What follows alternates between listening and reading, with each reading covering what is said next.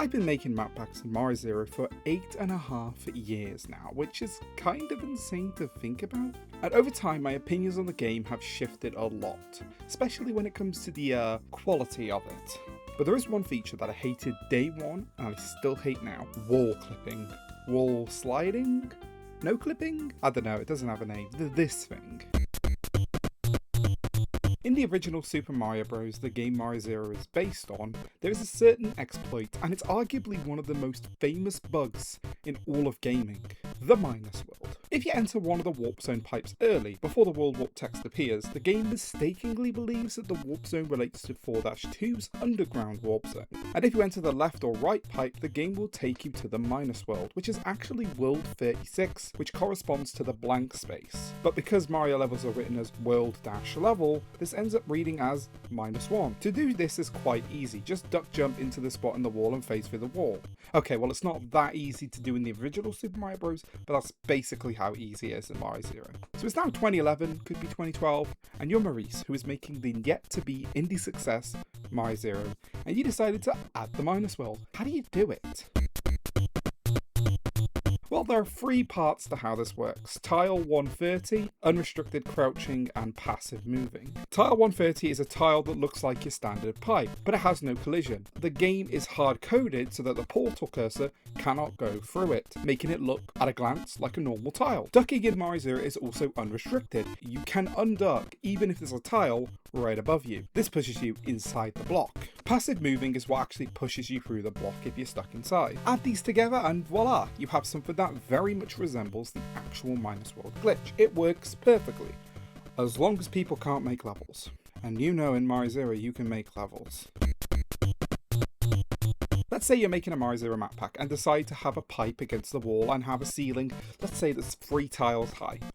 Congratulations, you just added a way to get stuck. That's an extreme example, but it's true that any 1 block gap can be clipped into as long as you have a big mushroom. But alright, let's just say you avoid 1 block gaps. Well, even that isn't foolproof. Let me introduce to you the weighted storage cube. Perfect for breaking reality in half.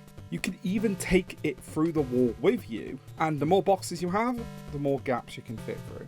Now, of course, all of this requires you to be Big Mario with the ability to crouch. But actually, any number of things can put even small Mario out of bounds.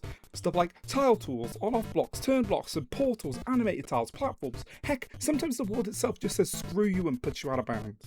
In short, this feature isn't very suitable for map making and really restricts what we're able to create. So what do I do about it?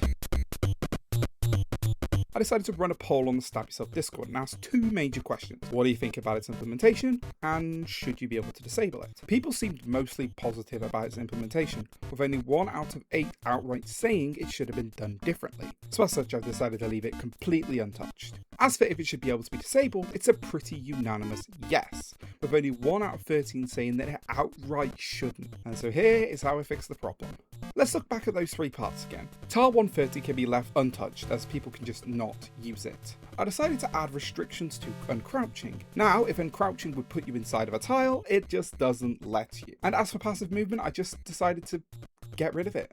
All of this has now been added to a new map pack setting called Disable Wall Clipping, and has been submitted to the AE GitHub to potentially be added in the next release. But in the meantime,